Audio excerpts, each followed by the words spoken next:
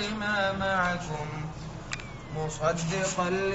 معكم من قبل أن نطمس وجوها فنردها على أدبارها أو نلعنهم كما لعنا أصحاب السبت وكان أمر الله مفعولا إن الله لا يغفر أن يشرك به ويغفر ما دون ذلك لمن يشاء ومن يشرك بالله فقد افترى إثما عظيما ألم تر إلى الذين يزكون أنفسهم بل الله يزكي من يشاء ولا يظلمون فتيلا انظر كيف يفترون على الله الكذب وكفى به إثما مبينا ألم تر إلى الذين أوتوا نصيبا من الكتاب يؤمنون بالجبت والطاغوت ويقولون للذين كفروا هؤلاء أهدى من الذين آمنوا سبيلا أولئك الذين لعنهم الله ومن يلعن الله فلن تجد له نصيرا أم لهم نصيب من الملك فإذا لا يؤتون الناس نقيرا أم يحسدون الناس على ما آتاهم الله من فضله فقد آتينا آل إبراهيم الكتاب والحكمة وآتيناهم ملكا عظيما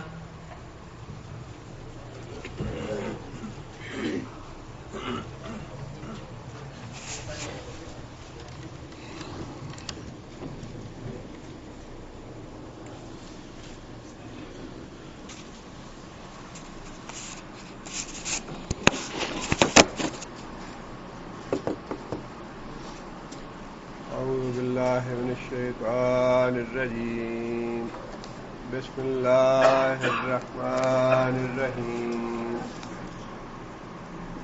يا أيها الذين أوتوا الكتاب اے وہ لوگوں جو کتاب دیے گئے ہو.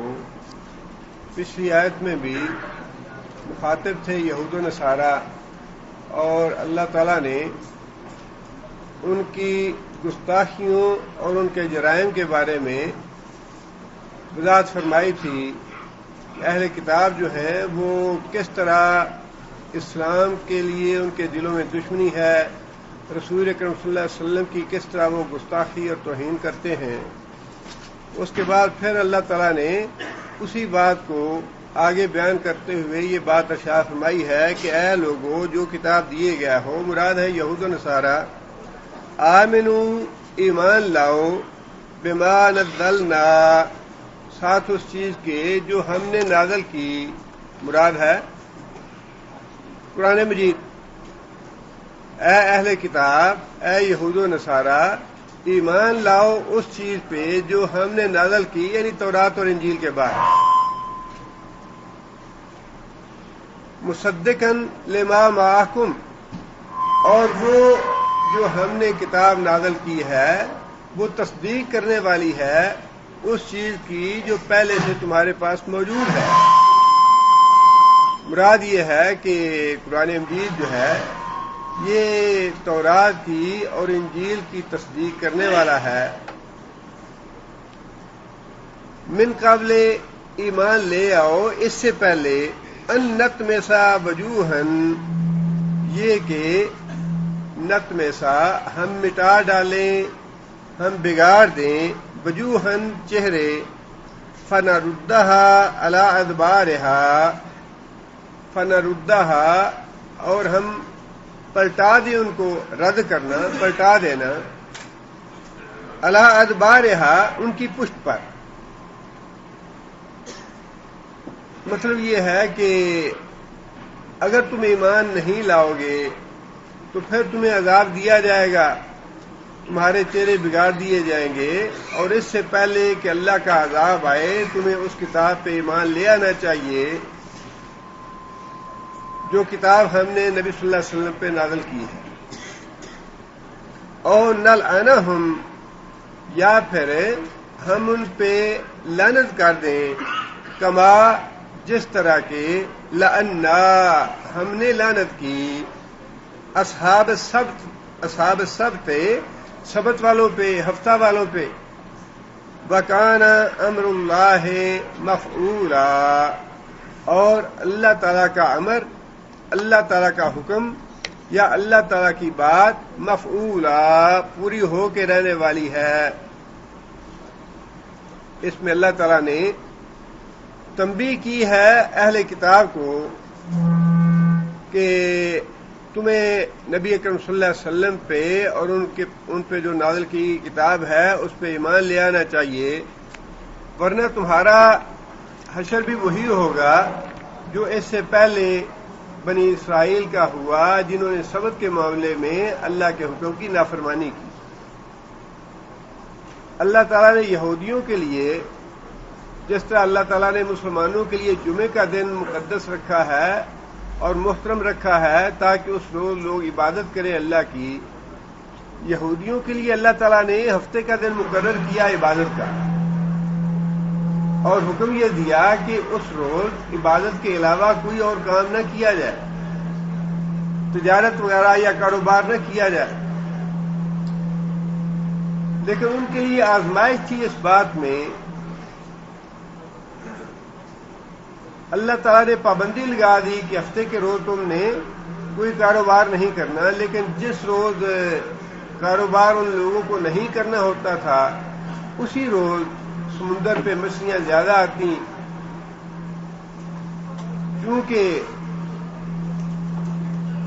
مادہ پرستی تھی ذہن میں اور اطاعت کا وہ جذبہ نہیں تھا، لہذا انہوں نے ہیلا یہ کیا کہ ساحل کے کنارے گڑھے چھوٹے چھوٹے بنا لیے، ان گڑھوں میں ہفتے کے روز کھول دیا جاتا ان کو اور مچھلیاں آ جاتی، اگلے روز وہ گڑھے کی مچھلیوں کو پکڑ لیتے۔ اس ہیلے کی وجہ سے انہوں نے بظاہر تو اللہ کے حکم کی اطاعت کی، بظاہر تو اللہ کے حکم کی فرما برداری کی، لیکن اپنے مفاد کے لیے ہیلا سازی بھی کر لی، اور یہ ہیلا سازی اس طرح کی در حقیقت اللہ تعالیٰ کی نافرمانی ہی تھی۔ اس لیے اللہ تعالیٰ نے سخت عذاب ان پہ بھیجا۔ سورہ بقرہ میں ہم پڑھ چکے ہیں، اللہ تعالیٰ نے یہ بات ارشاد فرمائی، وَلَقَدْ عَلِمْتُمُ الَّذِينَ اعْتَدَوْا مِنْكُمْ، اے بنی اسرائیل، تم میں سے جن لوگوں نے زیادتی کی فی السبت، سبت کے حکم کے معاملے میں، فَقُلْنَا لَهُمْ كُونُوا قِرَدَةً خَاسِئِينَ، تو ہم نے حکم دیا کہ ذلیل اور رسوا بندر بن جاؤ۔ چنانچہ وہ لوگ جنہوں نے یہ ہیلا کیا تھا ان کی شکلیں مسخ کر دی گئیں، بندر کی شکل بنا دی گئی ان کو، اور چند دنوں کے بعد وہ سارے کے سارے مر گئے۔ اللہ تعالیٰ نے اسی کا حوالہ یہاں بھی دیا ہے۔ نبی صلی اللہ علیہ وسلم کے زمانے میں یہ جو واقعہ ہے یہ حضرت داؤد علیہ السلام کے زمانے کا ہے، اور اللہ تعالیٰ نے رسول اکرم صلی اللہ علیہ وسلم کے زمانے کے جو اہل کتاب تھے ان کو یہ تنبیہ فرمائی کہ تم ایمان لے آؤ اللہ اور اللہ کے رسول پہ، اللہ کی نازل کردہ قرآن پہ ایمان لے آؤ۔ اگر ایمان نہیں لاؤ گے تو تمہارا اشر بھی ویسا ہی ہوگا جیسا سب کے معاملے میں نافرمانی کرنے والوں کا ہوا تھا۔ آگے پھر اللہ تعالیٰ نے، کیونکہ دونوں قومیں جو ہیں یہود بھی اور نصارہ بھی شرک میں مبتلا تھیں، اور سب سے بڑا گناہ اللہ کے نزدیک شرک ہی ہے، اس لیے اللہ تعالیٰ نے اس کے بارے میں خاص طور پہ الگ سے یہ حکم دیا کہ ان اللہ لا یغفر ان یشرک بہ، بے شک اللہ تعالیٰ لا یغفر، کون سا فعل ہے؟ مضارع منفی ہے، لا یغفر معاف نہیں کرے گا، ان یشرک بہ کہ شرک کیا جائے اللہ کے ساتھ، ویغفر اور اللہ معاف فرمائے گا، ما دون ذالک شرک کے علاوہ جو بھی گناہ ہے، لمن یشاء واسطے اس کے جس کے چاہے۔ شرک میں چونکہ دونوں قومیں مبتلا تھیں، اس لیے انہیں ایمان لانے کے بعد سب سے پہلے جس بات کا حکم دیا گیا یا جس بات کی تنبیہ کی گئی وہ یہ تھی کہ شرک نہ کرنا۔ اور یہ بات تو واضح ہے کہ جن باتوں کا حکم اللہ تعالیٰ نے اہل کتاب کے حوالے سے دیا ہے اہل کتاب کو، وہ حکم مسلمانوں کے لیے بھی اسی طرح ہی ہے جس طرح اہل کتاب کے لیے ہے۔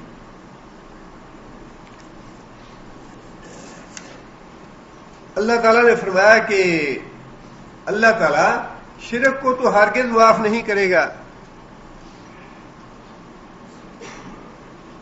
اب اس معاملے میں تھوڑی سی یہ وضاحت انسان کے ذہن میں رہنی چاہیے، پیش نظر رہنی چاہیے کہ توحید کی آیات اور شرک کی آیات جتنے بھی مسلمان ہیں سارے کے سارے پڑھتے ہیں، ان کا تعلق کسی بھی مسلک سے ہو، کسی بھی جماعت سے ہو، کسی بھی گروہ سے ہو،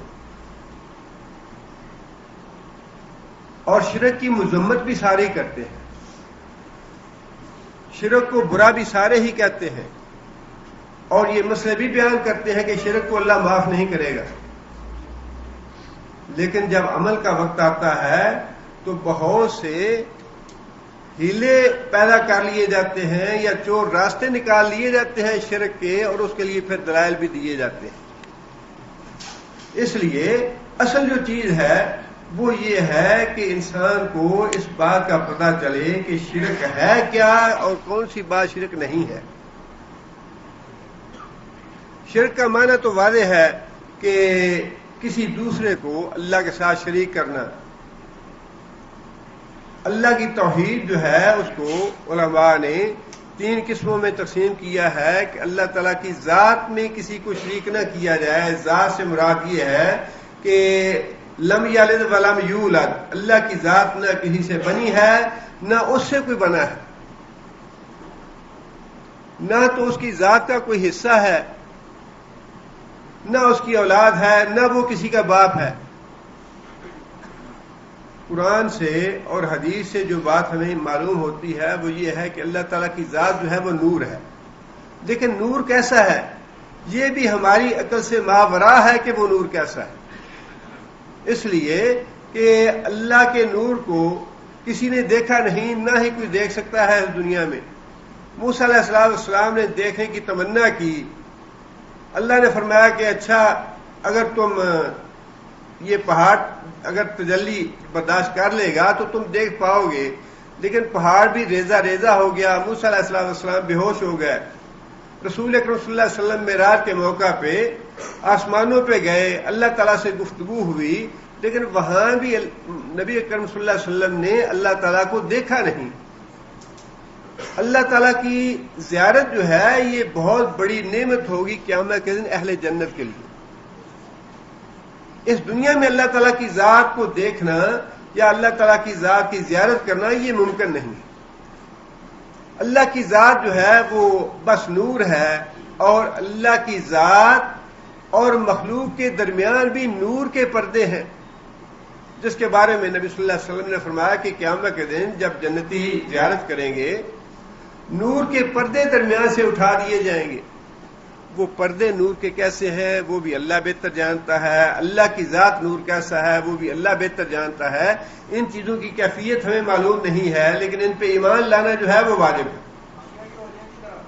لہذا ذات کے معاملے میں یہ بات ذہن میں رہنی چاہیے کہ اللہ کے نور جیسا کوئی نور نہیں ہے، نہ ہی اللہ کے نور کا کوئی حصہ ہے۔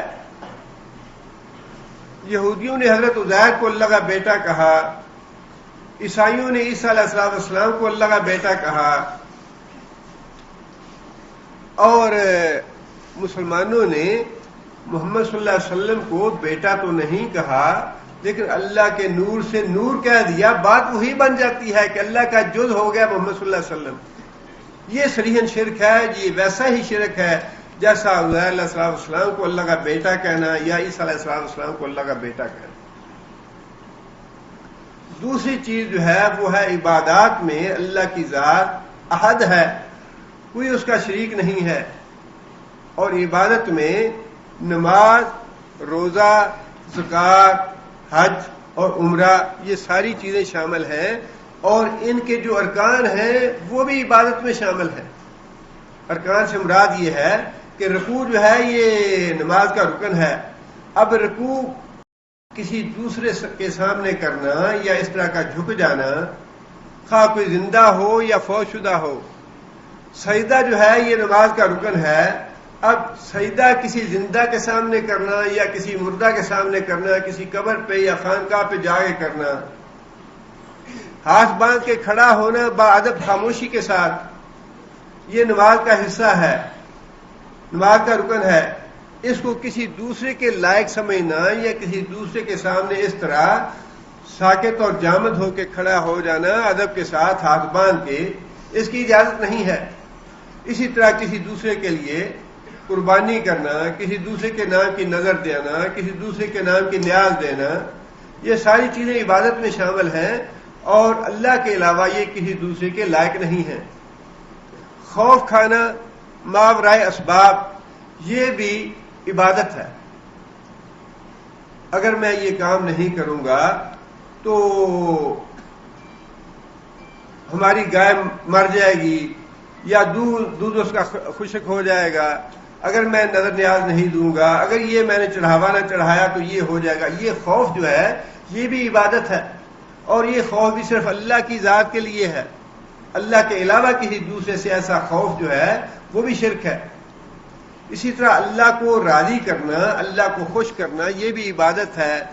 اللہ کے علاوہ کسی دوسرے کو اس لیے خوش کرنا کہ میں نے اگر اس کو خوش نہ کیا تو یہ میری شفاعت نہیں کرے گا قیامت کے دن، یہ مجھے بخشوائے گا نہیں، یہ بھی شرک ہے، اور یہ بھی عبادت ہے، خوش کرنا اور راضی رکھنا اللہ کو۔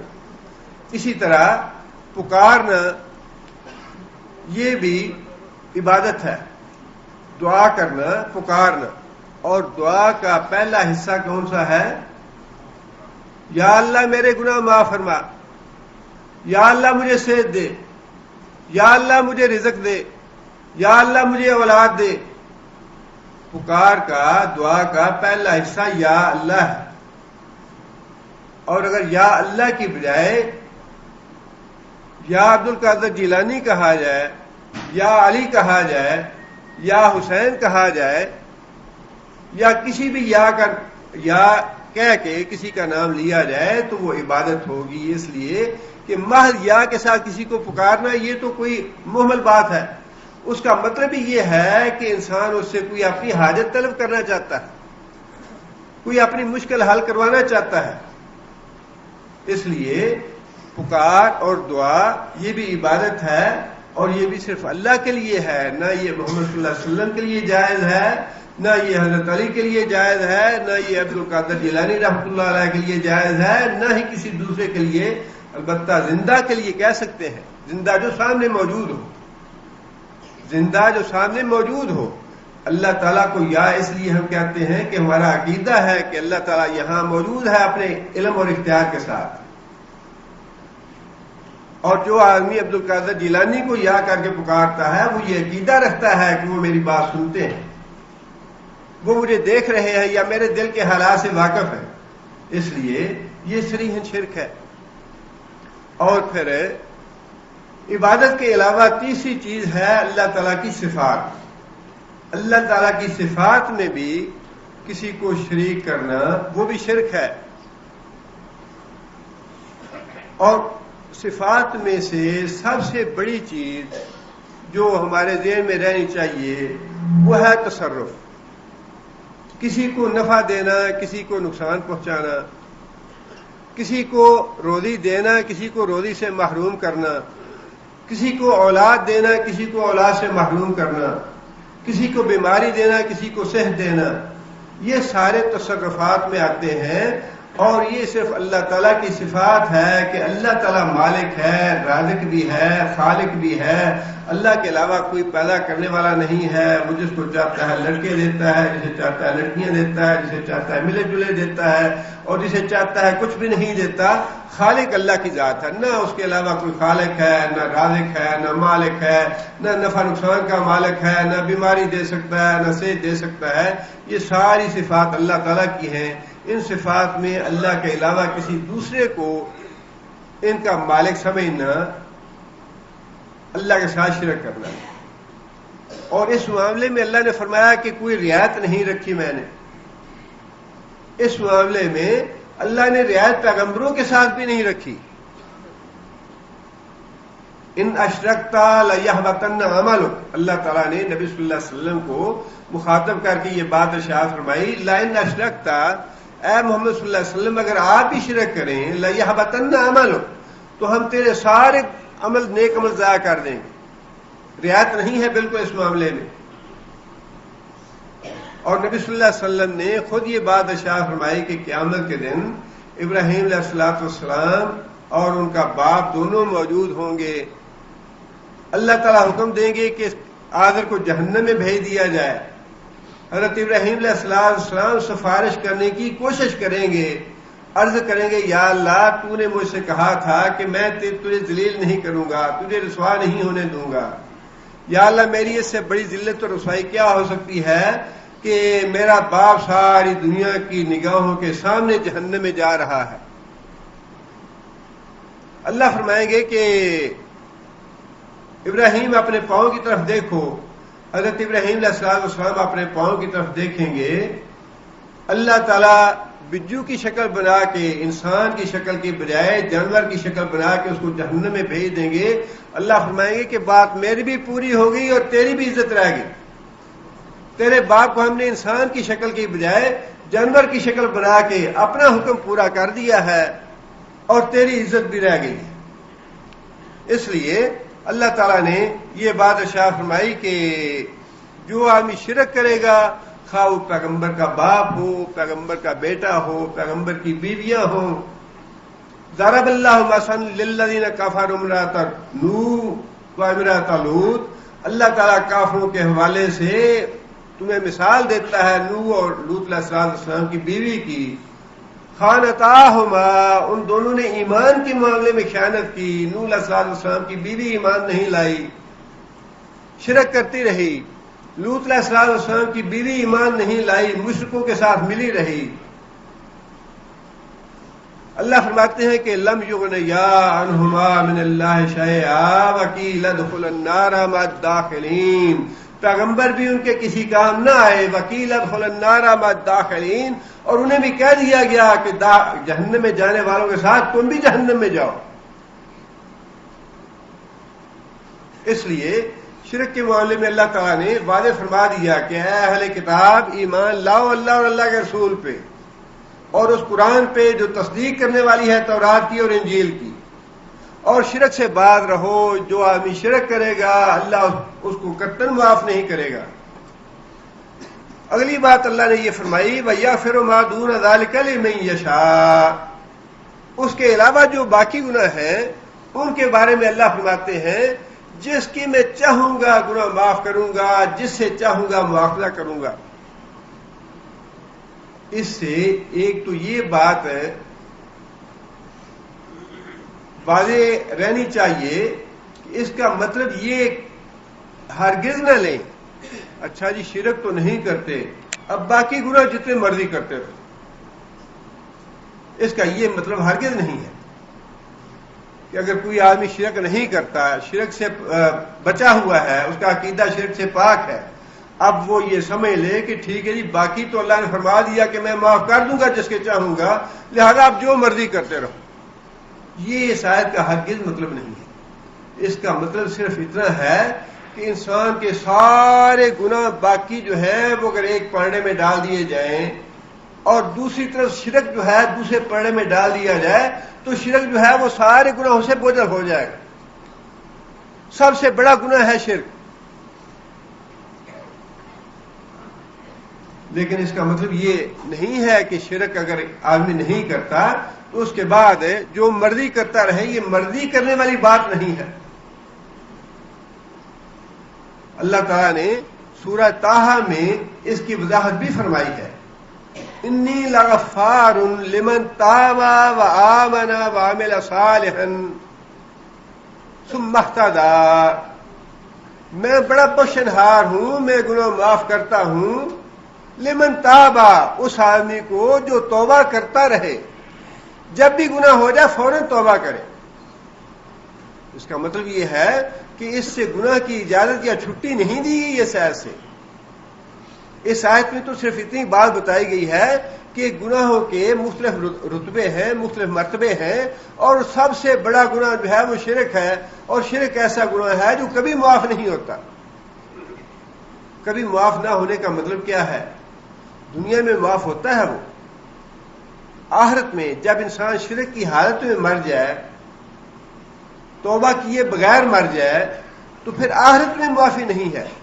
کہیں یہ نہ سمجھے کہ جو آدمی شرک کر رہا ہے، آپ نے اس کو بتایا کہ بھئی یہ شرک ہے، یہ توحید ہے اور شرک چھوڑنا چاہیے، اور اب وہ توبہ کرنا چاہتا ہے تو توبہ اس کی قبول نہیں ہے۔ اس دنیا میں توبہ قبول ہے مشرک کی، مرنے سے پہلے توبہ قبول کرتے ہیں اللہ کی، اور شرک کی معافی ہے اس دنیا میں۔ لیکن جب انسان شرک کرتے کرتے مر جائے، اس دنیا میں چلا جائے اگلی دنیا میں، تو یہ جو بات اللہ نے فرمائی کہ معاف نہیں کروں گا، وہ اگلی دنیا کی بات ہے کہ اگلی دنیا میں شرک معاف نہیں ہوگا اگر کوئی کرتا کرتا مر گیا۔ لیکن اس دنیا میں اگر ایک آدمی ساری زندگی بھی شرک کرتا رہا ہے، ہندو ہے، سکھ ہے، بت پرست ہے، کوئی بھی ہے، اس دنیا میں اس کو ہدایت مل گئی اور اس نے توبہ کی، تو اس دنیا میں توبہ قبول ہے مشرک کی۔ اگلے جہان جا کے، یعنی جب انسان کے عمل کا وقت ختم ہو جائے گا تو پھر اس کی معافی نہیں ہے۔ اور باقی جو گناہ ہیں ان کے بارے میں بھی اللہ تعالیٰ نے یہ بات ارشاد فرمائی کہ میں معاف ان لوگوں کے کرتا ہوں جو مجھ سے معافی مانگنے والے ہیں۔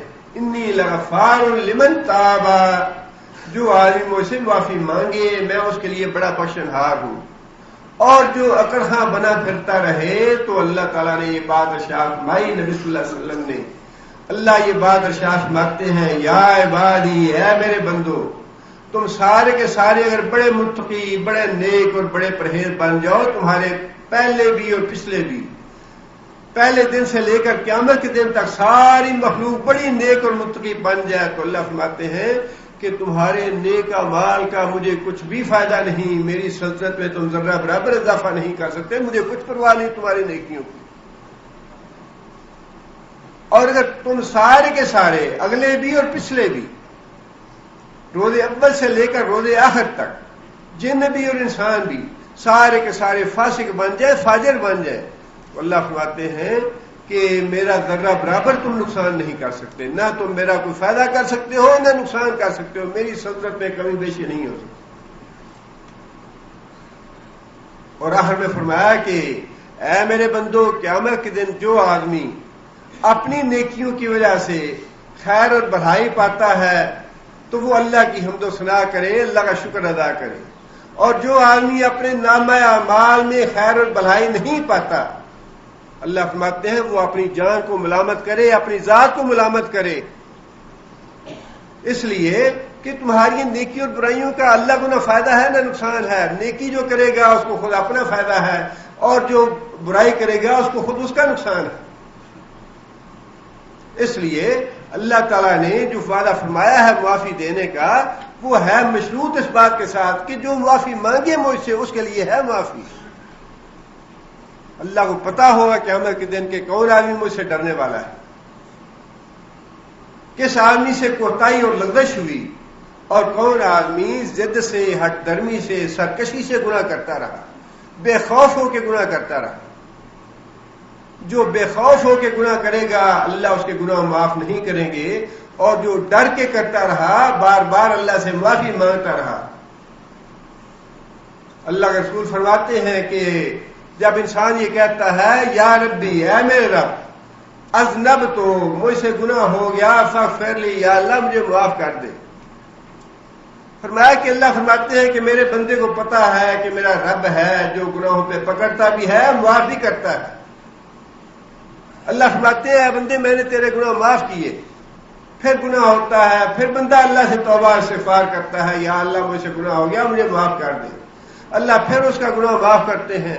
اللہ فرماتے ہیں, نبی صلی اللہ علیہ وسلم نے فرمایا کہ اللہ فرماتا ہے کہ اے میرے بندے تو جس طرح کر رہا ہے گناہ کرتا رہو, معافی مانگتا رہو, جب تک گناہ کر کے معافی مانگتے رہو گے میں معاف کرتا رہوں. یہ ہے مطلب اس کا کہ اس کے علاوہ جو گناہ ہیں ان میں سے جس کے میں چاہوں گا معاف کر دوں گا, جس کے چاہوں گا نہیں کروں گا. جو چاہوں گا معاف کروں گا, جو چاہوں گا نہیں کروں گا. یہ ہے مطلب اس کا. کہیں یہ نہ سمجھ لیں کہ ٹھیک ہے شرک تو نہیں کیا, اب اس کے بعد جو مرضی کرتے رہو اللہ معافی کرے گا. اللہ پابند نہیں ہے معاف کرنے کا. اللہ دیکھے گا کون سا آدمی مجھ سے ڈرتا رہا, کون سا آدمی مجھ سے خوف کھاتا رہا. فرمایا کہ اللہ کی رحمت کی تو کوئی حد نہیں ہے. اس دنیا میں فرمایا کہ جس آدمی کی آنکھ سے اللہ کے ڈر سے ایک آنسو بھی نکلا ہے اللہ اس کو بھی معاف کر دیں گے. فرمایا کہ قیامت کے دن اللہ تعالیٰ فرشتوں سے پوچھیں گے کہ دیکھو اس کے نامہ اعمال میں کوئی ایسی چیز بھی ہے کہ اس آدمی کا کبھی میرے ڈر سے اور میرے خوف سے آنکھ سے آنسو نکلا ہو. میرے ڈر سے اور میری خوف سے اگر ایک آنسو بھی نکلا ہے اس کا تو اس کو بھی معاف کر. تو یہ ہے یغفر لمن یشاء کہ شرک کے علاوہ اللہ تعالیٰ انسان کے جس کے جتنے بھی چاہیں گے گناہ معاف کر دیں گے. اللہ تعالیٰ کا قانون جو ہے وہ باقی ساری چیزیں بھی پیش نظر رکھنی چاہیے. قانون یہی ہے کہ جو اللہ سے ڈرتا رہے, توبہ استغفار کرتا رہے, اس کے اللہ گناہ معاف کرتے ہیں. اور جو باغی بن کے رہے, سرکش بن کے رہے, ضد پہ اڑا رہے اور ہر درم بنا رہے, اللہ تعالیٰ کا قانون نہیں ہے کہ اللہ اس کو معاف کرے. جو بھی اللہ کے دروازے پہ آئے گا اللہ اس کو محروم نہیں کرے. آگے اللہ فرماتے ہیں فقد افترى ومن یشرک باللہ, اور جو آدمی شرک کرتا ہے اللہ سے, فقد افترى اسما عظیما, اس نے بہت ہی بڑا گناہ کمایا, بہت بڑا جھوٹ ہے جو اس نے اللہ کے نام منسوب کیا. جھوٹ اس لیے کہ شرک سے بڑا کوئی جھوٹ ہے نہیں کہ انسان اللہ کے علاوہ کسی دوسرے کو اللہ کی ذات کے ساتھ شریک کر دے. اس لیے کہ کوئی آدمی کتنا بھی بڑا ہو اپنے نیکی کے اعتبار سے, تقوی کے اعتبار سے, ایمان کے اعتبار سے, ہے تو بہرحال انسان ہی. عبد القادر جیلانی بڑے متقی, بڑے صالح, بڑے نیک, بڑے پہنچے ہوئے, ساری باتیں تسلیم, لیکن ہے تو انسان ہی. دو ہی بازو ہیں, دو ہی ٹانگیں ہیں, دو ہی آنکھیں ہیں, ایک ہی دماغ ہے, دو ہی کان ہے, ایک ہی زبان ہے, اس سے زیادہ تو نہیں ہے. کوئی اس سے الگ چیز تو نہیں تھے. اللہ کے رسول جب اس معاملے میں اللہ کے رسول کی زبان سے اللہ تعالیٰ نے خود یہ بات نکلوا دی, سبحان ربی حل کنت الا بشر رسولا, لوگوں نے کہا یہ اگر واقعی پیغمبر ہے اس کے ساتھ باڈی گارڈ ہونے چاہیے, فرشتے ہونے چاہیے, اوپر سے ہمیں نظر آئے کوئی خط لے کے آ رہا ہے, اس کے لیے بڑے باغ ہونے چاہیے, اس کے کہنے پہ سارے یہ پہاڑ ختم ہو جائیں, باغ بن جائیں, اور یہ بنجر زمین جو ہے یہ ساری زرخیز ہو جائے اس کے کہنے پہ, تو پھر ہم مانیں گے یہ واقعی اللہ کا رسول ہے. اللہ نے فرمایا کہ اے محمد صلی اللہ علیہ وسلم انہیں کہہ دو سبحان ربی کہ بشری تقاضوں سے پاک ذات تو میرے رب کی ہے, حل کنت الا بشر رسولا, میں تو صرف اللہ کا بندہ ہوں اور اس کا رسول ہوں. یہ چیزیں میرے اختیار میں نہیں ہیں. جب اللہ کو یہ اللہ تعالیٰ نے اپنے رسول کی زبان سے یہ باتیں نکلوا دی کہ یہ باتیں میرے اختیار میں نہیں ہیں, یہ اللہ کے اختیار والی باتیں, تو اللہ کے رسول کے بعد کون ہے جس کے اختیار زیادہ ہو یا جس کو اللہ نے اختیار دے رکھے ہیں؟ کوئی اللہ شریک نہیں ہے.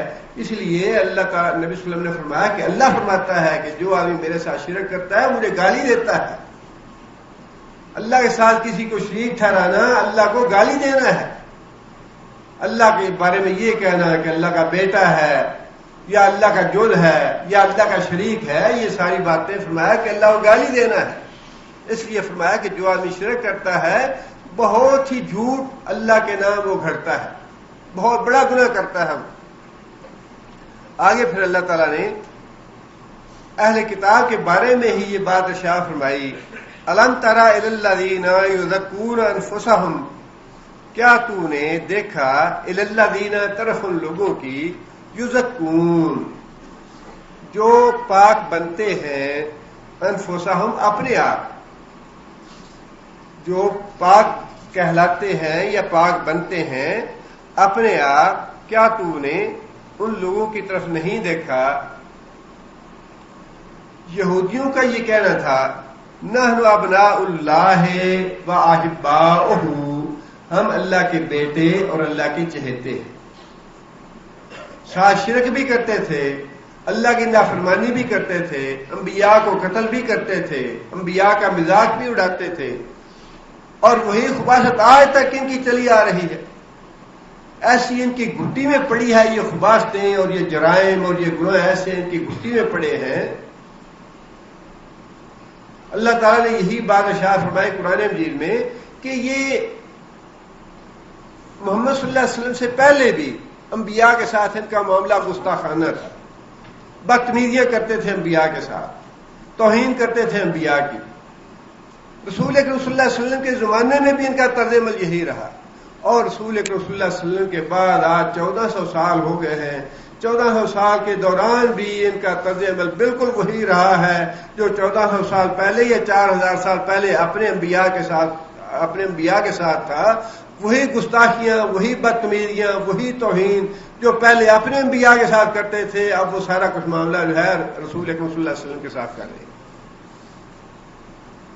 اور اس کے باوجود دعویٰ یہ تھا کہ نانو احباء اللہ، کہ ہم تو اللہ کے بڑے چہیتے ہیں، ہم اللہ کے بیٹے ہیں،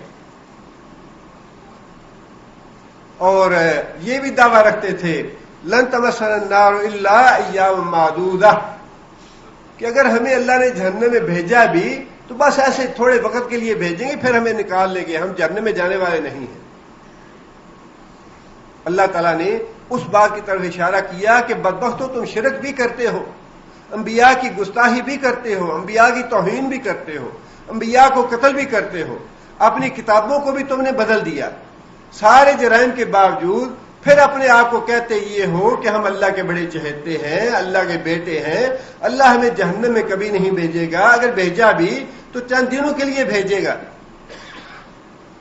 اللہ فرماتے ہیں بل اللہ یزکی من یشاء، اپنے دعوے سے تو کوئی انسان پاک نہیں بنتا، اپنے دعوے سے کوئی انسان پاک نہیں بنتا، پاک تو وہ بنتا ہے جس کو اللہ پاک بناتا ہے، جس کو اللہ پاک کرتا ہے۔ جو آدمی خود اپنی بڑائی بیان کرتا ہے، اپنے آپ کو دعوے کرتا ہے اپنے بارے میں، اپنے تزکیے کے بارے میں، میں بڑا متقی، میں بڑا پرہیزگار، میں بڑا صالح، علماء نے لکھا ہے کہ یہ دو چیزوں کی وجہ سے نہیں کرنا چاہیے۔ ایک تو یہ کہ جب انسان اپنے آپ کو بڑا متقی اور پرہیزگار گردانتا ہے یا سمجھتا ہے یا دعویٰ کرتا ہے تو یہ اس کے تکبر کی علامت ہے۔ دوسروں کو حقیر سمجھنا، اپنے آپ کو بڑا سمجھنا، یہ تکبر کی علامت ہے۔ تب انسان یہ دعوے کرتا ہے جی میں نے یہ کر دیا، میں نے یہ کر دیا، یہ میں جو ہے یہ تو اللہ کو پسند نہیں ہے۔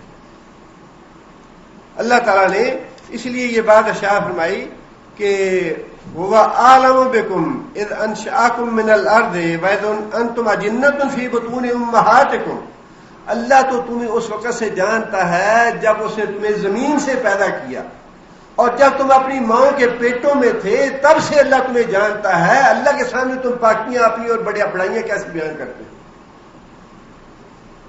فرمایا فلا تزکوا انفسکم، اپنی بڑائیاں بیان نہ کرو، هو اعلم بمن اتقى، اللہ خوب جانتا ہے پرہیزگار کون ہے، نیک کون ہے، اللہ کا وفادار اور اللہ کا اطاعت گزار کون ہے، اللہ کو خوب معلوم ہے۔ تمہیں یہ بتانے کی ضرورت نہیں ہے یا دعوے کرنے کی ضرورت نہیں ہے۔ جتنا بھی انسان کو اللہ اگر کسی نیکی کی توفیق دیتا ہے، کوئی نیک عمل انسان سے اللہ لیتا ہے، تو آپ جتنے بھی اس پہ غور و فکر کر لیں، بات ہر پھر کے وہیں آ جائے گی کہ سارے معاملات اللہ کے اختیار میں ہیں اور اللہ کی توفیق سے۔ اللہ کی توفیق کے بغیر کچھ نہیں ہے. جو بھی انسان جتنی بھی بڑی سے بڑی کسی نے خدمت کی ہے دین کی، اللہ کے رسول نے بھی جب یہ فرما دیا کہ اللہ نے مجھ پہ احسان کیا کہ ہاشمی خاندان کو منتخب کیا، ہاشمی خاندان سے فلاں کو منتخب کیا، اور پھر مجھے اللہ نے منتخب کیا، یہ اللہ نے احسان کیا، اللہ نے رحمت کی مجھے. صحت اللہ نے دی ہے، وسائل اللہ نے دیے، وقت اللہ نے دی، آنکھیں اللہ نے دی، دماغ اللہ نے دیا، دل اللہ نے دیا، ہاتھ اور پاؤں اللہ نے دیے. اگر ان ہاتھ پاؤں کو استعمال کر کے، ان آنکھوں کو استعمال کر کے، اس دماغ کو استعمال کر کے اگر کوئی اللہ تعالیٰ انسان سے نیک عمل کروا لیتے ہیں، نیک عمل کی توفیق دے لیتے ہیں، تو یہ تو سراسر اللہ کا احسان ہے. انسان کی اپنی بڑائی اور اپنی اس میں کمائی کیا ہے؟ یہ تو شیطانی دھوکہ اور شیطانی فریب ہے کہ انسان اپنے آپ کو بڑا بنانے کی کوشش کرے کہ میں نے یہ کام کیا، یا مجھ سے یہ ہوا، یا میرا یہ کام ہے. اس سے بڑا شیطانی دھوکہ اور شیطانی وسوسہ اور نہیں ہے. سارے معاملات حدیث میں آتا ہے واقعہ ایک آدمی کا قیامت کے دن ہے. وہ آدمی ساری دنیا سے بکھیڑوں سے فارغ ہو کے اپنے گھر بار چھوڑ کے جنگل میں چلا جائے. بنی اسرائیل کا آدمی نبی صلی اللہ علیہ وسلم نے واقعہ بیان فرمایا. جنگل میں چلا گیا، وہ جا کے وہاں اسے عبادت کی کہ یا اللہ ساری زندگی میں نے تیرے لیے وقف کر دی ہے، میں اپنی موت تک تیری عبادت کرتا رہوں گا. قیامت کے دن اللہ تعالیٰ جب حساب کتاب لیں گے، اللہ فرمائیں گے کہ اچھا میرے بندے کو میری رحمت سے اور میرے فضل سے جنت میں بھیج. وہ بندہ کہے گا کہ یا اللہ میں تو ساری زندگی دنیا کے بکھیڑوں سے، دنیا کے جھنجھٹ سے بالکل الگ تھلگ رہا، کوئی دنیا کا کام نہیں کیا. یا اللہ میں تو تیری عبادت کے لیے جنگل میں آ گیا اور پھل کھاتا رہا، چشمے کا پانی پیتا رہا، میں کوئی اور کام نہیں کیا میں نے، تو یا اللہ ابھی میں تیری رحمت سے جنت میں جاؤں گا. اللہ فرمائیں گے کہ اچھا تو اپنے عمل سے جنت میں جانا چاہتا ہے. انسان فرمایا کہ اس کی بدبختی اس پہ غالب آ جائے گی اور وہ کہے گا ہاں یا اللہ میں اپنے عمل سے جنت میں جانا چاہتا ہوں. اللہ تعالیٰ فرشتوں کو حکم دیں گے کہ اس کا حساب کتاب لو. اس کے سارے نیک اعمال، ساری عبادت اور ریاضت جو کچھ بھی ہے ساری کی ساری ایک پلڑے میں ڈال دی جائے گی. اللہ تعالیٰ فرمائیں گے کہ اچھا ہے فرشتوں، اس کی ایک آنکھ جو ہے جو میں نے اس کو دی تھی وہ دوسرے پلڑے میں ڈال دی. اس کی ایک آنکھ جو ہے اللہ کی نعمت کو بوجھل ہو جائے گی اور اس کے سارے نیک اعمال ہلکے ہو کے اوپر اٹھ جائیں گے.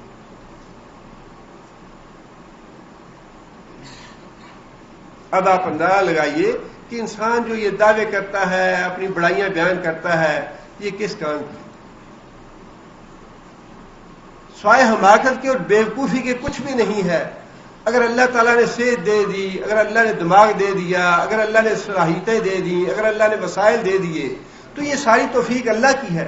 یہ عمر اللہ نے دے دی، یہ وقت اللہ نے دے دیا، یہ اسباب اللہ نے بنا دیے، یہ سوچ اللہ نے دے دی، یہ فکر اللہ نے دے دی. سارے احسانات تو اللہ تعالیٰ کے ہیں. انسان تو اپنی ذات میں صفر ہے، کچھ بھی نہیں ہے. اپنی ذات میں کچھ بھی نہیں ہے انسان. اس لیے اللہ تعالیٰ نے حکم تو یہ دیا اہل کتاب کو، لیکن حکم عام ہے کہ کوئی کسی گھمنڈ میں نہ رہے کہ ہم تو سادات خاندان سے تعلق رکھتے ہیں، بڑی اونچی ذات ہے، قیامت کے دن ہمیں کوئی نہیں پوچھے گا. یہ سادات ودات کچھ نہیں ہے. حضرت نوح علیہ السلام سے کے بیٹے سے بڑا سید زیادہ کوئی نہیں تھا. لوط علیہ السلام کی بیوی سید خاندان سے تھی. نوح علیہ السلام کی بیوی اور ابراہیم علیہ السلام کا باپ یہ سارے سیدوں کے خاندان سے تھے. ان سے بڑا سید کوئی نہیں ہے دنیا میں.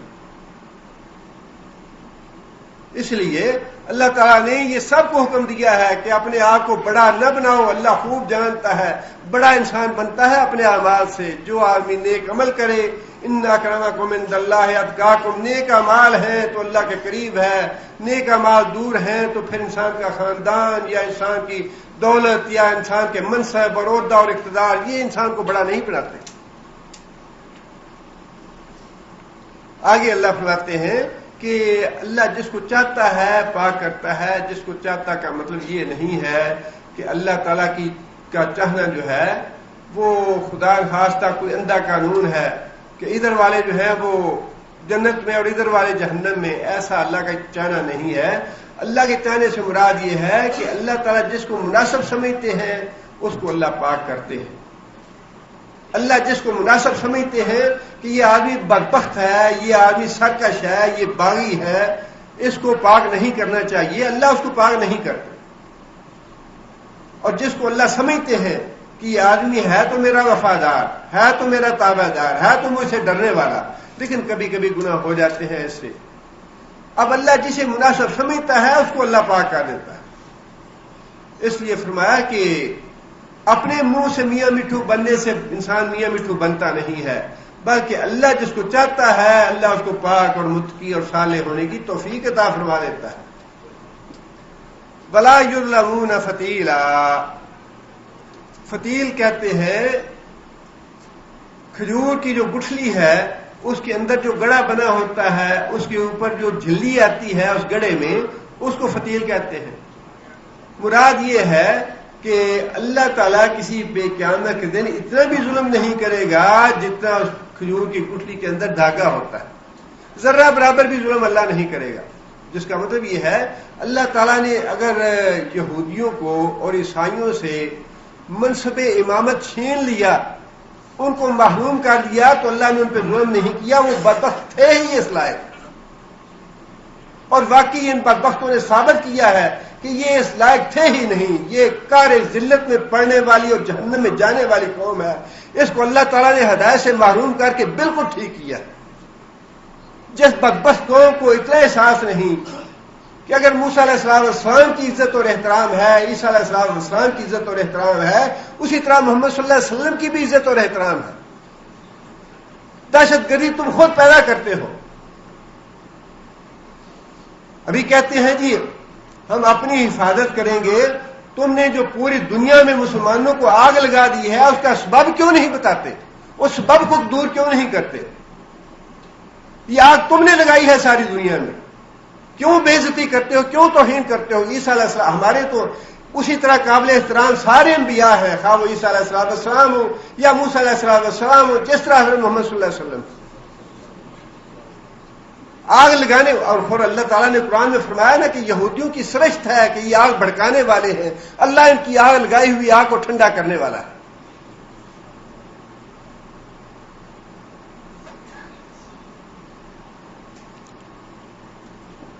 اللہ فرماتے ہیں کہ میں کسی پہ ظلم نہیں کرتا، جس کو چاہتا ہوں اس کو پاک کرتا ہوں، جس کو مناسب سمجھتا ہوں اس کو پاک کرتا ہوں، اور جس کو سمجھتا ہوں مناسب سمجھتا ہوں اس کو پلیت اور خبیث ہی رہنے دیتا ہوں. یہ قوم ہے ہی پلیت اور خبیث، اپنی فطرت کے اعتبار سے پلیت اور خبیث. اس لیے اللہ نے فرمایا کہ میں نے ظلم نہیں کیا تم سے امامت چھین کے. جو امت محمدیہ کو امامت دے دی اللہ تعالیٰ نے قیامت تک کے لیے، اللہ نے یہ ظلم نہیں کیا. یہ ظلم ان لوگوں نے، بدبختوں نے خود اپنے آپ پہ کیا ہے، اور یہ واقعی ظلم کرنے والے ہیں، اور یہ اس لائق تھے ہی نہیں کہ ان کو امامت دی جاتی قیامت تک کے لیے پوری دنیا میں. آگے اللہ فرماتے ہیں انظر کیف یفترون علی اللہ الکذب، جھوٹ بولنے میں تو ان کو کوئی ندامت ہے نہیں. یہود و نصارہ کو اللہ کے بارے میں جھوٹ بولتے ہیں. یہ جو باتیں انہوں نے کہی نا کہ ہم اللہ کے چہیتے ہیں، ہم اللہ کے بیٹے ہیں، ان کی طرف اشارہ ہے کہ اے لوگو، اے محمد صلی اللہ علیہ وسلم، آپ ذرا غور کریں کیف یفترون، کس طرح یہ جھوٹ باندھتے ہیں علی اللہ، اوپر اللہ کے کذب، جھوٹ باندھنا. کیا اللہ نے کہا کہ تم میرے چہیتے ہو؟ کیا اللہ نے کہا تم میرے بیٹے ہو؟ کیا اللہ نے کہا کہ تم جہنم میں نہیں جاؤ گے؟ کیا اللہ نے تم سے وعدہ کر رکھا ہے کہ جہنم میں چند دن کے لیے جاؤ گے پھر تمہیں نکال لوں گا؟ اللہ نے تو کوئی یہ بات نہیں کہی. اللہ فرماتے ہیں کہ ان جھوٹے اور کذاب لوگوں کو دیکھو کہ کس طرح کے یہ جھوٹ اللہ کی طرف منسوب کرتے ہیں. بکفا بہی اسم مبینہ، اور اللہ فرماتے ہیں کہ ان کے یہ جھوٹ گڑنا اللہ کے نام، یہی بہت بڑا گناہ ہے ان کے گناہ گار بننے کے لیے. بہت بڑا گناہ ہے جھوٹ گڑنا اللہ کے نام. اللہ اور اللہ کے رسول کے نام جھوٹ گڑنا، اللہ کے رسول کے نام جھوٹی بات منسوب کرنا. من کذب علی متعمدا فلیتبوأ مقعدہ من النار، اللہ کے رسول نے خود یہ بات ارشاد فرمائی، جو آدمی میری طرف جھوٹی بات منسوب کرے وہ جہنم میں اپنی جگہ بنا لے. اور اللہ کی طرف جھوٹی بات منسوخ کرنا تو اس سے بھی بڑا گناہ ہے. خواہ وہ بات اللہ کے نام جھوٹی گڑی جائے یا محمد صلی اللہ علیہ وسلم کے نام جھوٹی گڑی جائے، دونوں کے نتیجے میں جہنم ہی جہنم ہے. اور جھوٹ تو ایسا گناہ ہے جس کے بارے میں عام آدمی کے لیے بھی اللہ کے رسول نے یہ بات ارشاد فرمائی. جھوٹ انسان کو برائی کی طرف لے کے جانے والا ہے اور برائی انسان کو جہنم کی طرف لے جانے والی ہے. جس کا مطلب یہ ہے جب انسان جھوٹ پہ جھوٹ بولتا چلا جاتا ہے، جھوٹ پہ جھوٹ بولتا چلا جاتا ہے، تو گویا کہ وہ جہنم کی راہ پہ پڑ گیا. جس آدمی کو جھوٹ بولنے کی عادت پڑ گئی گویا وہ جہنم کی راہ پہ پڑ گیا. اور فرمایا کہ سچائی انسان کو نیکی کی طرف لے کے جانے والی ہے اور نیکی انسان کو جنت کی طرف لے کے جانے والی ہے.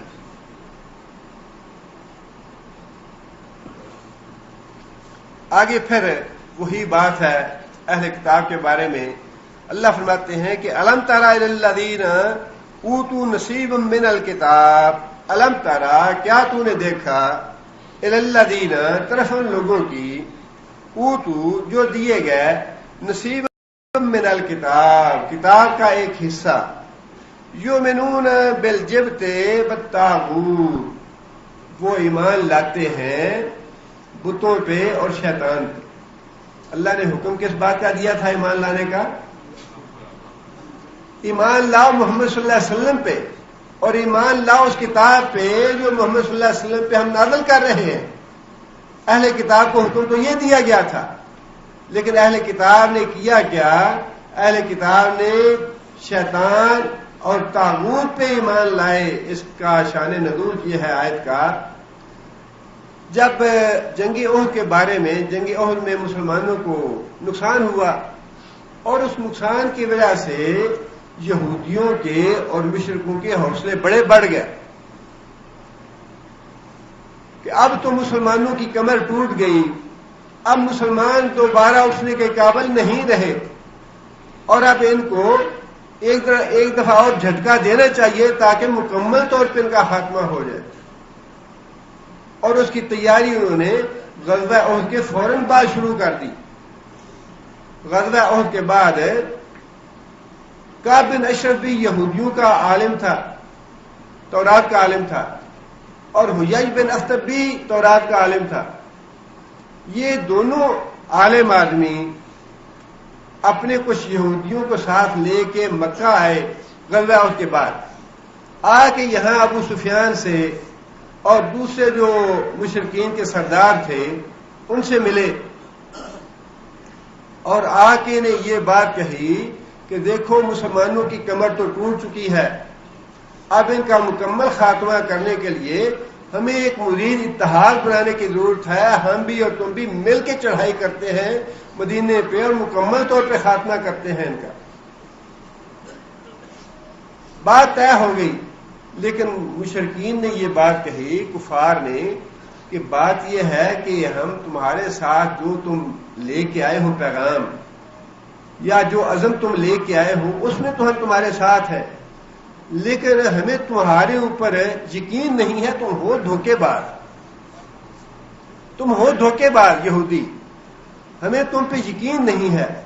ہاں ایک صورت ہے ہمارے یقین کی کہ ہمیں سے اعتماد، تم پہ اعتماد کر لیں، اور وہ یہ صورت ہے کہ تم ہمارے بتوں کی سجدہ کرو.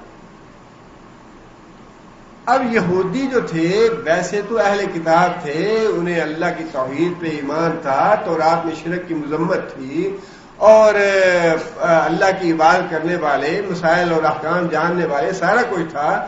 لیکن مسلمانوں کی دشمنی کی ضد میں آ کے انہوں نے کفار اور مشرکین کے کہنے پہ بتوں کو سجدہ کر لیا. اب وہ بات اللہ نے ارشاد فرمائی کہ بدبختو، تمہیں حکم تو یہ دیا گیا تھا کہ ایک اللہ پہ ایمان لاؤ اور محمد صلی اللہ علیہ وسلم پہ ایمان لاؤ، قرآن پہ ایمان لاؤ. حکم تو اس بات کا دیا گیا تھا، لیکن تم نے اسلام کی دشمنی میں، محمد صلی اللہ علیہ وسلم کی دشمنی میں، قرآن کی دشمنی میں اللہ کو چھوڑ کے، اللہ کی توحید کا عقیدہ چھوڑ کے، مشرکوں کے ساتھ مل کے تم نے بتوں کے آگے سجدہ ریز ہو گیا، بتوں کو سجدہ کر لیا. تم نے ایمان لے آئے بتوں پہ اور شیطان پہ. وَيَقُولُونَ، اور وہ کہتے ہیں، وہ سے مراد ہے یہود و نصارہ جو وہاں سے مدینے سے آئے تھے مکہ اتحاد بنانے کے لیے. للذین کافروا، ان لوگوں کو جو کافر ہوئے، مراد ہے مشرکین مکہ کے. ہؤلاء اہدی من الذین آمنوا سبیلا، ہؤلاء یہ لوگ یعنی مکہ کے مشرک جو ہیں، اہدی زیادہ ہدایت والے ہیں، من الذین آمنوا ان لوگوں کی نسبت جو محمد صلی اللہ علیہ وسلم پہ ایمان لائے، سبیلا راستے کے حق سے. اس کا پس منظر یہ ہے کہ جب انہوں نے بتوں کو سجدہ کر دیا تو پھر مشرکوں نے کہا کہ اب تو بات بن گئی، اب تو یہ ہمارے شکنجے میں آ گیا. اس کے بعد پھر جو ابو سفیان اور دوسرے مشرکین تھے انہوں نے اور بات پکی کرنے کے لیے پوچھا اس سے، کعب بن اشرف سے اور حیی بن اخطب سے کہ تم تو تورات کے عالم ہو، تم اب ہمیں یہ بتاؤ کہ محمد صلی اللہ علیہ وسلم کا دین جو ہے وہ اچھا ہے یا ہمارا دین اچھا ہے، اب یہ فتویٰ دو.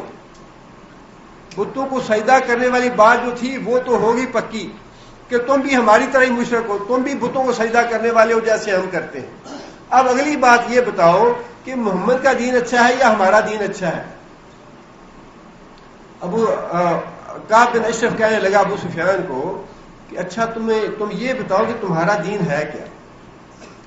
ابو سفیان کہنے لگا کہ ہمارا دین کیا ہے تمہیں پتہ ہی ہے کہ ہم تو بیت اللہ شریف کے خادم ہیں، بیت اللہ شریف کی رکھوالی کرنے والے ہیں، عمرہ کرتے ہیں اور پھر طواف کرتے ہیں، حج کرتے ہیں، اور پھر جو حاجی آتے ہیں ان کی خدمت کرتے ہیں، ان کے لیے اونٹ ذبح کرتے ہیں، انہیں دودھ پلاتے ہیں، انہیں پانی پلاتے ہیں، تو یہ ہمارا دین ہے.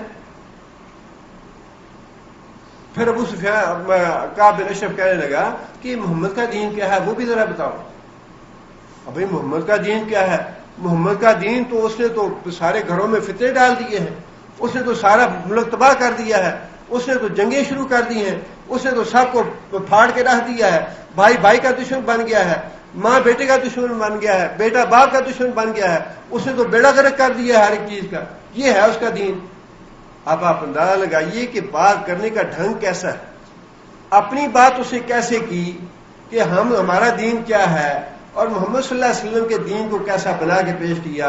اور وہ جو بدبخت تھے جو یہ جانتے تھے کہ محمد صلی اللہ علیہ وسلم واقعی اللہ کے پیغمبر ہیں، تو رات میں ساری نشانیاں پڑھ رکھی تھیں اور جانتے تھے کہ ایک پیغمبر آنے والا ہے، اور محمد صلی اللہ علیہ وسلم کی توحید کو بھی جانتے تھے، محمد صلی اللہ علیہ وسلم پہ جو ایمان لانے والے تھے، جو پہلے شراب پیتے تھے وہ شراب سے پاک ہو گئے، زنا کرنے والے زنا سے پاک ہو گئے، جتنے جرائم تھے قتل کے ڈاکے چوریاں سارے کے سارے پاک اور صاف ہو گئے. وہ سارے دیکھ رہے تھے کہ محمد صلی اللہ علیہ وسلم جو دین لے کے آئے ہیں اس دین کو ماننے والا انسان کیسا اشرف اور اعظم انسان بنتا ہے. وہ ساری باتیں بھول گیا، اور جو بات یاد رہ گئی وہ صرف یہ تھی کہ اس نے تو گھر گھر میں جھگڑا پیدا کر دیا ہے، اس نے تو گھر گھر میں انتشار پیدا کر دیا ہے، لوگوں کو ایک دوسرے کا دشمن بنا دیا ہے. یہ ہے دین محمد صلی اللہ علیہ وسلم. اس کے جواب میں کعب بن اشرف اور حیی بن اخطب جو ہے ان دونوں نے یہ بات کہی کہ ہم نے تمہاری بات سن لی، تمہارا دین بھی اور ان کا دین بھی، اور ہمارے نزدیک تمہارا دین اچھا ہے محمد کے دین سے. یہ فتویٰ دے دیا یہودی علماء نے کہ مشرکوں کا دین جو ہے وہ محمد صلی اللہ علیہ وسلم کے دین سے اچھا ہے. اب یہ معاملات جو ہیں یہ یوں ہوتے ہیں. اب آپ اپنے ماحول میں بھی اور اپنے جو لوگ ہیں مسلمان ان میں بھی یہ دیکھ لیجئے کہ کس طرح لوگ جو ہیں وہ دین کو بیچتے ہیں. اللہ کے رسول نے بھی یہ بات ارشاد فرمائی ہے نا، فتنوں سے پہلے پہلے نیک اعمال کر لو، فتنے ایسے آنے والے ہیں ایسے آنے والے ہیں. ایک آدمی صبح کو مومن ہوگا رات کو کافر ہو جائے گا، رات کو مومن ہوگا صبح کو کافر ہو جائے گا. اب آدمی دنیا کے بدلے اور اقتدار کے بدلے اپنا دین اور ایمان بیچ ڈالے، مال کے بدلے اور منصب کے بدلے انسان اپنا دین اور ایمان بیچ ڈالے. اور یہ وہی بات تھی جو یہود و نصارہ نے کی، اہل کتاب نے کی. دنیاوی مفاد کی خاطر مسلمانوں کی ضد اور ہٹ درمی کے برعکس اپنا دین اور ایمان بیچ دیا، انہوں اپنا دین اور ایمان تباہ کر لیا. مشرکوں سے کہا کہ تمہارا دین اچھا ہے، اور محمد صلی اللہ علیہ وسلم کے بارے میں کہا کہ ان کا دین اچھا نہیں. آگے اللہ فرماتے ہیں اولئک الذین لعنہم اللہ، یہ ہے تبصرہ ان کی اس جو طرز عمل تھا یہودیوں کا، جو انہوں نے اتحاد کیا مشرکوں کے ساتھ اور کافروں کے ساتھ اہل کتاب نے، یہ ہے اس پہ اللہ تعالیٰ کا تبصرہ۔ اولئک الذین لعنہم اللہ، یہ سارے لوگ وہ ہیں اہل کتاب بھی اور مشرک بھی جن پہ اللہ نے لعنت کی ہے۔ وَمَن یلعن اللہ فلن تجد لہ نصیرا، اور جس پہ اللہ لعنت کر دے فلن تجد، تو ہرگز نہیں پائے گا لہو واسطے اس کے نصیرا، کوئی مددگار۔ کوئی مددگار اللہ نے کیوں فرمایا؟ اس لیے کہ یہودی مدد لینے آئے تھے مکہ سے۔ یہودی جو تھے کفار اور مشرکین کی مدد لینے کے لیے آئے تھے کہ اب ہم دوبارہ چڑھائی کرنا چاہتے ہیں مدینے پہ، مسلمانوں کا نام و نشان مٹانا چاہتے ہیں، لہذا تم اور ہم ایک ہی ہیں اور مل کے حملہ کرتے ہیں مدینے پہ اور ان کو ختم کر ڈالتے ہیں۔ مدد لینے کے لیے آئے تھے۔ اللہ تعالیٰ نے اسی کی طرف یہ اشارہ فرمایا کہ جس پہ اللہ لعنت کر دے اس کے لیے کسی کی مدد کام نہیں آئے گی۔ اور جو جتھا بنا بعد میں، جو اتحاد بنا بعد میں، اس کا نتیجہ بھی دیکھ لیا کہ اللہ نے جن پہ لعنت کی تھی وہ نامراد ہو کے، ناکام ہو کے واپس کس طرح پلٹے اپنے گھروں۔ اللہ نے نامراد کیا ان کو، اللہ نے ناکام کیا اور خائب و خاسر کیا۔ اور یہ ہمارا ایمان ہے کہ یہ یہود و نصارہ جو آج مرب کہلاتا ہے یا جو بھی کہلاتا ہے، یہ وہی ہے جن پہ اللہ نے لعنت کی ہے، اور اللہ کے فضل و کرم سے ویسے ہی ناکام اور نامراد ہوں گے جیسے اللہ کے رسول کے زمانے میں ہوئے تھے انشاءاللہ۔ یہ بھی اسی طرح ناکام ہو، ان پہ بھی لعنت ہے اور ان کو بھی کسی کی مدد کام نہیں آئے گی۔ ساری دنیا سے اتحاد بناتے رہے، ہم کہتے ہیں کہ 50 ملک نہیں، 500 ملک اکٹھے کر لو، 500 ملک اکٹھے کر کے بھی آسمان پہ الٹے لٹک جاؤ، تب بھی اللہ کی لعنت تم سے ٹلنے والی نہیں ہے۔ کسی کی مدد تمہارے کام نہیں آئے گی۔ انشاءاللہ خائب و خاسر ہو کے نکلو گے افغانستان سے بھی اور عراق سے، اللہ نامراد کرے گا تمہیں، اللہ کی لعنت ہے تمہارے اوپر اور قیامت تک یہ لعنت رہے گی انشاءاللہ۔ تم گستاخ ہو اللہ کے بھی اور اللہ کے رسول کے بھی، قرآن کے گستاخ ہو، تم اسلام کو مٹانا چاہتے ہو، اسلام کے دشمن ہو، تم پہ لعنت ہے اللہ اور اللہ کے رسول کی، اور یہ ہمیشہ رہے گی، قیامت تک رہے گی۔ آگے پھر اللہ تعالیٰ نے ان کے اسی طرز عمل کے حوالے سے کچھ اور باتیں، وہ بھی ہے تبصرہ ہی اللہ تعالیٰ کا کہ یہ جو مسلمانوں سے حسد رکھتے ہیں، آخر یہ کیوں حسد کرتے ہیں؟ حسد جو ہے اس کی بنیاد نہیں ہے۔ آگے اللہ نے فرمایا ہے کہ یہ یہود و نصارہ حسد کرتے ہیں مسلمانوں سے۔ اللہ تعالیٰ نے یہ وضاحت فرمائی ہے اگلی آیتوں میں کہ تم حسد کس بات کا کرتے ہو؟ کوئی میں نے تم سے چیز چھین لے کے تم سے کوئی حکومت چھین کے ان کو دی ہے؟ تم نے ظلم اپنے آپ پہ خود کیا، اپنے آپ کو تم نے ثابت نہیں کیا کہ تم امامت کے لائق تھے۔ اور حدیث میں نبی صلی اللہ علیہ وسلم نے یہ وضاحت بھی فرمائی کہ ایک مزدور نے صبح سے لے کر ظہر تک کام کیا، اس کو اس کی مزدوری دے دی، پھر اس کے بعد دوسرا مزدور آیا، اس نے مغرب سے لے کر زور سے لے کر عصر تک کام کیا، اس کو بھی مزدوری دے دی، اور تیسرا مزدور آیا، اس نے عصر سے لے کر مغرب تک مزدوری کی، اس کو اللہ تعالیٰ نے زیادہ مزدوری دے دی مگر تھوڑا لیا اس سے۔ اور جو پہلے تھے مزدور انہوں نے شکوہ کیا، گلہ کیا کہ جی ہم نے تو زیادہ مزدوری کی ہے، زیادہ وقت لگایا ہے، ہمیں مزدوری کم ملی ہے، اور بعد میں تیسرا جو مزدور آیا ہے اس نے کم وقت لگایا ہے، مزدوری اس کو زیادہ کیوں دی گئی؟ اللہ نے فرمایا کہ کیا میں نے تم سے جو مزدوری طے کی تھی تمہیں وہ دی یا نہیں دی؟ ان مزدوروں نے کہا یا اللہ ہاں وہ تو مزدوری ہمیں ملی جو طے ہوئی تھی۔ تو اللہ فرمائیں گے کہ پھر تمہیں اس بات کا اعتراض کرنے کا کیا حق ہے کہ میں نے تیسرے مزدور کو زیادہ کیوں دیا؟ تیسرا مزدور ہے مسلمان امت، اور دوسرا مزدور ہے عیسائیوں کا، اور پہلا مزدور ہے یہودیوں کا۔ یہودیوں اور عیسائیوں کو یہ اعتراض ہے کہ مسلمانوں کو اللہ تعالیٰ نے یہ نعمتیں کیوں دی ہیں، اللہ نے اتنے انعام مسلمانوں پہ کیوں کیے؟ اللہ فرماتے ہیں کہ جو میں نے تم سے وعدے کیے تھے وہ پورے کیے۔ اب اگر میں نے مسلمانوں کو یہ امامت دی ہے، ان پہ احسان کیا ہے، ان کو نعمتیں دی ہیں، تو تمہیں حسد کرنے کی کیا ضرورت ہے؟ تم حسد کیوں کرتے ہو؟ تم بھی ان میں شامل ہو جاؤ۔ اگر تم یہ سمجھتے ہو کہ ان کو زیادہ اللہ نے دے رکھا ہے، ان پہ زیادہ اللہ نے احسان کیے ہیں، تو میں تو کہتا ہوں تم بھی شامل ہو جاؤ ان میں۔ کیوں شامل نہیں ہوتے؟ اسی کی وضاحت اللہ تعالیٰ نے اگلی آیت میں کی ہے۔ انشاءاللہ اگلی آیت کے بارے میں اگلے درس میں گزارش کروں گا۔ ایک اعلان تو یہ ہے کہ انشاءاللہ اگلی جمعرات سے مسجد شلوہ میں خواتین کا پروگرام حسب ثابت ہوگا انشاءاللہ، نماز عصر سے لے کر نماز مغرب تک، 4 بجے سے لے کر شام تک، اور مسائل انشاءاللہ حج کے بارے میں ہوں گے، حج کا موضوع ہوگا۔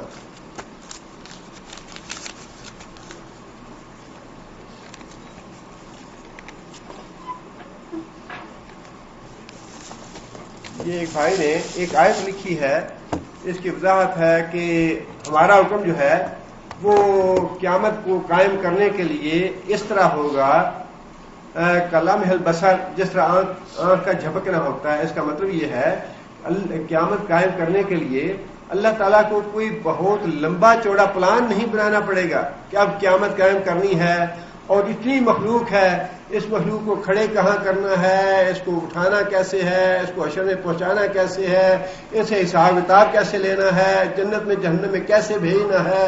اللہ فرماتے ہیں کہ اس کے لیے مجھے کوئی پلان یا منصوبہ یا مشروع شروع نہیں کرنا پڑے گا۔ اللہ فرماتے ہیں کہ جس طرح انسان آنکھ جھپکتا ہے، کلام البصر، جس طرح انسان آنکھ جھپکتا ہے، اسی طرح آنکھ جھپکنے کے وقت میں میں حکم دوں گا اور ساری کی ساری مخلوق اٹھ کھڑی ہو۔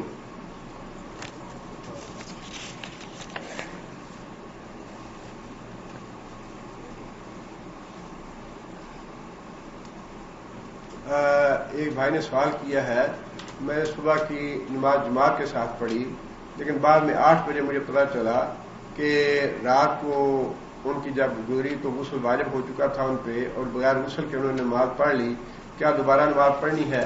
جب انسان کو اس بات کا یقین ہو جائے کہ فی الواقعی اس کا وضو نہیں تھا، جب شک کا معاملہ ہو پھر تو پڑھنے کی ضرورت نہیں ہے، لیکن اس صورت میں جب پک ہو گیا کہ واقعی مجھے غسل کرنا چاہیے تھا اور بغیر غسل کی نماز پڑھ لی، اس صورت میں انہیں غسل کرنے کے بعد فجر کی نماز دہرانی چاہیے۔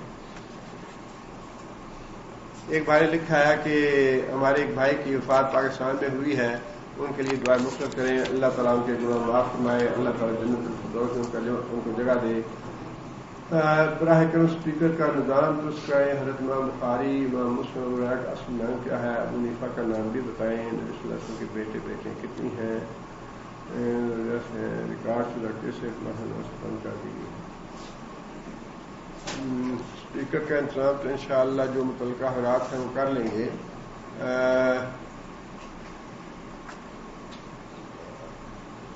امام بخاری کا نام تو محمد بن عبداللہ تھا، اور امام مسلم کا نام مسلم ہی ہے ان کا نام، اور حضرت ابو ہریرہ کا نام عبد الرحمن تھا، ابو حنیفہ رحمۃ اللہ علیہ کا نام نعمان بن ثابت ہے، اور نبی صلی اللہ علیہ وسلم کے بیٹے اور بیٹیاں 4 ہیں جو حیات تھیں، اور بیٹے جو ہیں وہ چھوٹی عمر میں فوت ہو گئے۔ بعض سیرت نگاروں نے 3 لکھا ہے اور بعض نے 4۔ شاید اس کی وجہ یہ ہے کہ طاہر اور طیب جو ہیں وہ ایک ہی بیٹے کے 2 نام تھے۔ واللہ عالم بالصواب۔ ریکارڈ شدہ کیسٹ ماہ رمضان سے بند کر دی گئی ہیں، شاید ایسا ہو، اگر ایسا ہے تو احتشام صاحب کو معلوم ہوگا۔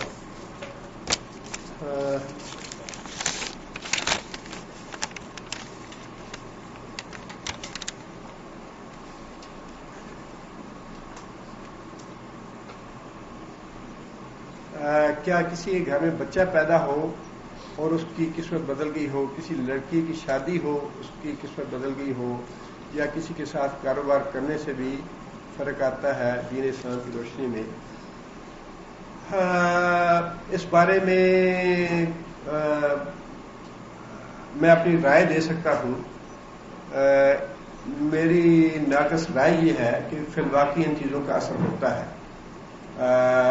بچے جو ہیں وہ اپنی قسمت لے کے آتے ہیں، خواہ وہ بیٹا ہو یا بیٹی ہو، اور ان کی قسمت کے مطابق گھر میں کبھی فراخی بھی آتی ہے اور کبھی اس کے برعکس بھی معاملہ ہو سکتا ہے. اسی طرح تجارت ہو، کاروبار ہو یا کوئی اور معاملہ ہو تو تجربے سے یہ بات معلوم ہوتی ہے کہ ان چیزوں سے انسان کی بعض اوقات معاملات میں تبدیلی آتی ہے. نام کے بارے میں تو رسول اللہ صلی اللہ علیہ وسلم سے یہ بات ثابت ہے کہ نام جس سے کوئی برا شگون لیا جا سکتا ہو یا جس کا معنی برا ہو وہ نبی صلی اللہ علیہ وسلم نے نام بدلے ہیں. اور اس معاملے میں بھی میری رائے یہ ہے کہ اثرات ہوتے ہیں اس کے باللہ عالم بالصواب. یہ اقساط کا معاملہ جو ہے یہ پہلے بھی کئی دفعہ ڈسکس ہوا ہے کہ اقساط پہ قیمت زیادہ ہو اور نقد کی قیمت کم ہو، اس بارے میں علماء کا اختلاف ہے. بعض کے نزدیک یہ صورتحال جائز ہے، بعض کے نزدیک یہ صورتحال جائز نہیں ہے، اور یہاں کے علماء نے اس کو جائز قرار دیا ہے. ہمارے پاکستان کے علماء میں سے بھی بعض نے جائز قرار دیا ہے، لیکن بعض کو اس سے اتفاق نہیں ہے. اور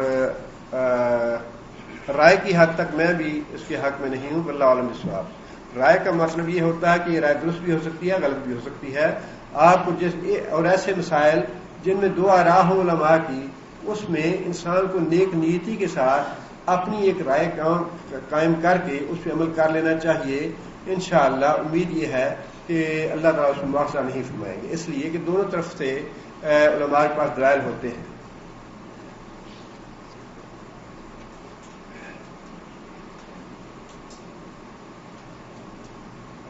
ابو داؤد کا حوالہ کسی بھائی نے دیا ہے کہ انبیاء اور نبی ان کو بیماریاں نہیں لگتی. رسول اکرم صلی اللہ علیہ وسلم کو تو بیماری آئی، بلکہ جادو کا اثر بھی ہوا نبی صلی اللہ علیہ وسلم پہ. نبی صلی اللہ علیہ وسلم کو زخم بھی ہوئے، اور بشری تقاضے جو ہیں وہ انبیاء میں موجود ہے. یہی تو مسئلہ ہے بشریت کا کہ انبیاء جو ہیں وہ نبی تو ہیں، اللہ کے پیغام بر ہیں وہ، لیکن اس کے ساتھ ساتھ وہ بشر بھی ہیں. اس پہ ایمان ہونا چاہیے کہ جس طرح دوسرے بشر جو ہیں ان میں بشری تقاضے ہیں، اسی طرح انبیاء میں بھی بشری تقاضے تو موجود ہوتے ہیں. ایک بھائی نے لکھا ہے کہ وہ بے روزگار ہیں، اللہ تعالیٰ رزق حلال کے دروازے کھولے ان پہ.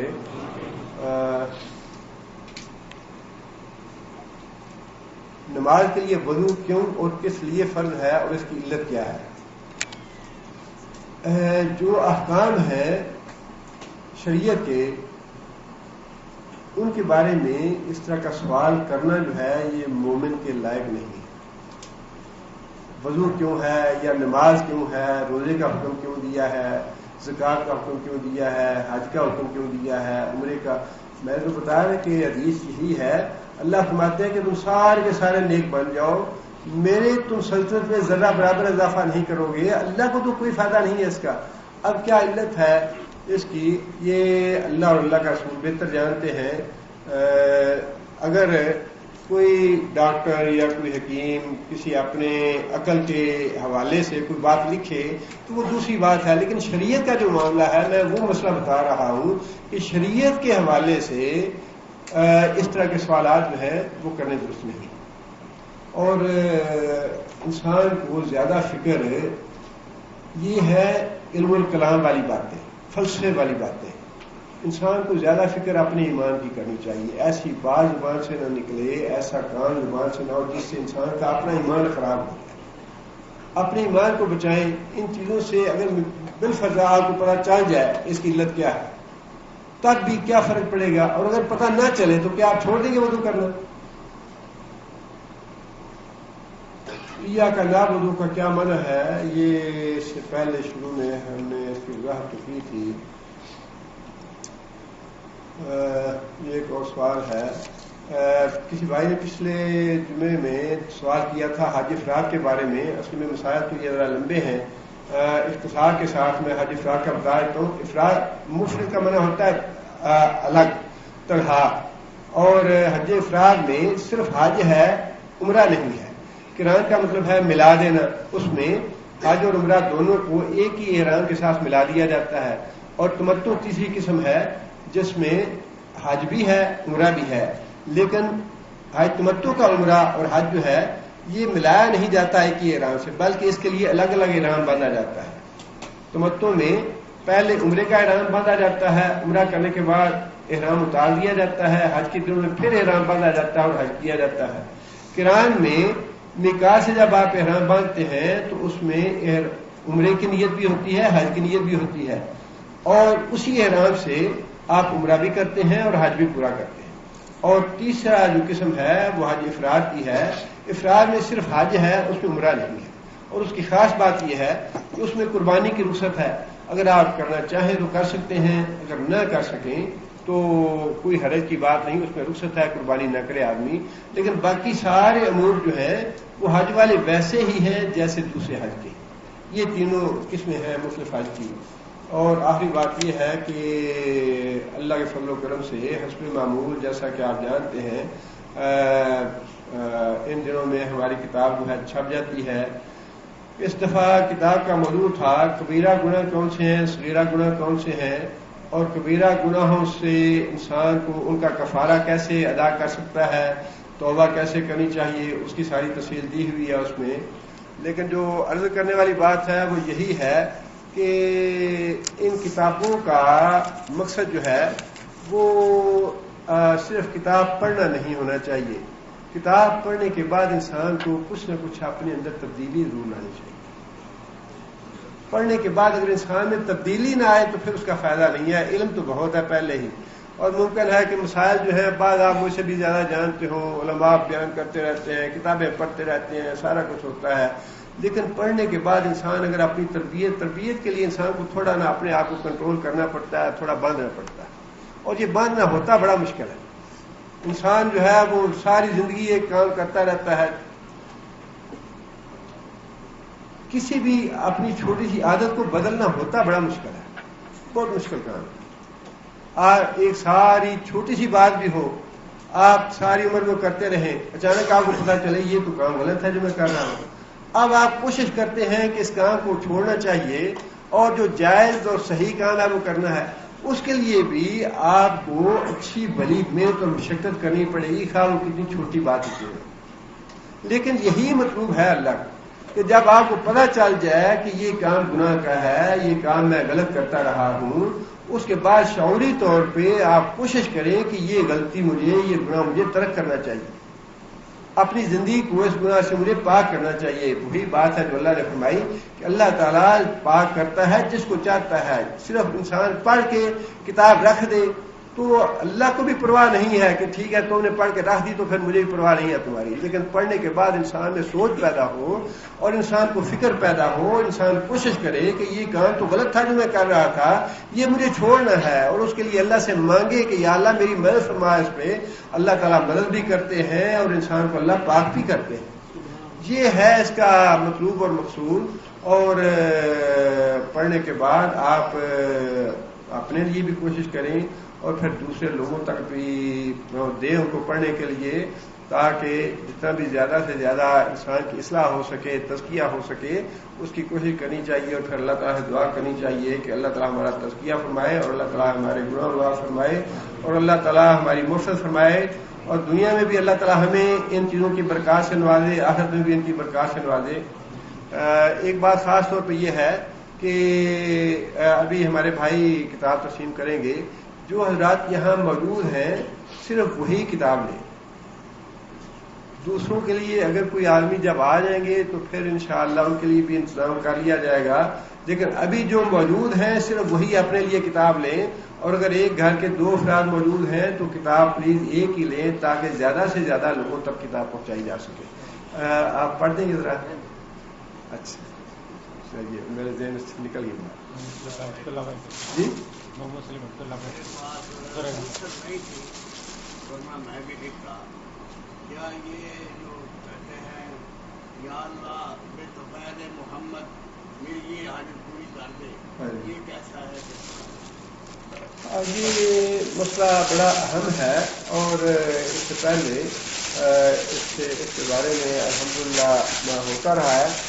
واسطہ کسی بزرگ کا دینا یا رسول اکرم صلی اللہ علیہ وسلم کا دینا، یہ نبی صلی اللہ علیہ وسلم کی سنت سے ثابت نہیں ہے۔ رسول اکرم صلی اللہ علیہ وسلم نے اپنی دعاؤں میں کبھی حضرت ابراہیم کا واسطہ، حضرت اسماعیل کا واسطہ نہیں دیا، کسی بھی دوسرے نبی کا واسطہ نہیں دیا۔ اور اسی طرح صحابہ کرام سے بھی ثابت نہیں ہے کہ صحابہ کرام نے کبھی نبی صلی اللہ علیہ وسلم کو اپنی دعا میں واسطہ بنایا ہو. جتنی بھی دعائیں قرآن مجید میں دی ہوئی ہیں یا مسنون دعائیں ہیں، ساری کی ساری دعائیں براہ راست اللہ تعالیٰ سے ہیں، اور اللہ تعالیٰ نے یہ حکم دیا ہے قال ربکم ادعونی استجب لکم، کہ مجھے پکارو براہ راست اور میں تمہاری بات سنوں گا، اس کا جواب دوں گا. اور ساری دعائیں اللہم اللہم اللہم، یا اللہ ہماری بات سن، یا اللہ ہماری بات سن، ربی ربی ربی، یا اللہ میری یہ بات ہے، میری یہ بات ہے. نہ تو قرآن میں نہ حدیث میں یہ واسطہ کہیں دیا ہوا ہے، نہ صحابہ کرام سے ثابت ہے، اور نہ ہی نبی صلی اللہ علیہ وسلم کی ذات مبارک سے یہ بات ثابت ہے. اب اس کے علاوہ اگر کوئی کرتا ہے تو پھر اس کا اپنا دین ہے. دین تو یہی ہے، یا وہ بات قرآن سے ثابت ہو، یا نبی صلی اللہ علیہ وسلم کی سنت سے ثابت ہو، یا پھر صحابہ کرام سے ثابت ہو. ان تینوں چیزوں میں یہ بات ہمیں نہیں ملی. لہذا ایسا کرنا درست نہیں ہے، اور اللہ کو اس واسطے کی ضرورت بھی نہیں ہے. اللہ خود چاہتے ہیں کہ براہ راست مجھ سے لوگ مانگیں.